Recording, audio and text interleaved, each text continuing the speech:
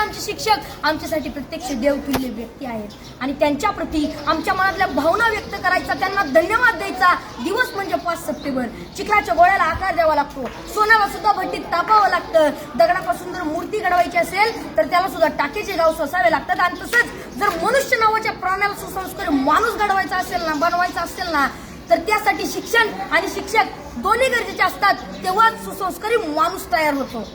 जगावर राज्य करणारा इंग्लंड हा देश आहे आणि या देशाच्या सांस्कृतिक परंपरेने त्यांच्या देशातील शिक्षकांना राष्ट्रपतींइतका सन्मान आणि दर्जा दिला जातो आणि म्हणून तर ते जगावरती राज्य करतात. ज्याला क्रिकेटचा देव मानलं जातं तो मास्टर ब्लास्टर सचिन तेंडुलकर. त्याला प्रसार माध्यमांनी प्रश्न केला की तुम्हाला एवढी बक्षीस मिळाली, तेवढे पुरस्कार मिळाले, तर त्यातलं तुमच्या आवडीचं बक्षीस कोणतं? तेव्हा सचिन तेंडुलकरने सुंदर उत्तर दिलं. ते म्हणाले, मला एवढी बक्षीस मिळाली, मला एवढे पुरस्कार मिळाले, अहो एवढंच काय, मला सर्वोच्च पुरस्कार भारत रत्न मिळालाय, पण त्यातलं माझ्या आवडीचं बक्षीस कोणतं असेल ना, तर ते म्हणजे मला माझ्या आचरेकर सरांनी दिलेली शाबासकीची थाप. ते जेव्हा म्हणतात ना शाबास सचिन, तेव्हा त्यांची ही शाबासकी मला भारत रत्नापेक्षा सुद्धा मोठी आहे.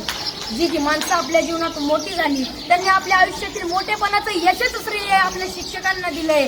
जगामध्ये एक सर्वात जास्त वाचलं जाणारं आणि सर्वात जास्त विक्री होणारं एक पुस्तक आहे आणि त्या पुस्तकाचं नाव आहे 7 Habits to Highly Effective People. यशस्वी लोकांच्या 7 सवयी. आणि हे पुस्तक लिहित असताना ते लेखकाने जवळजवळ 3000 पेक्षा जास्त यशस्वी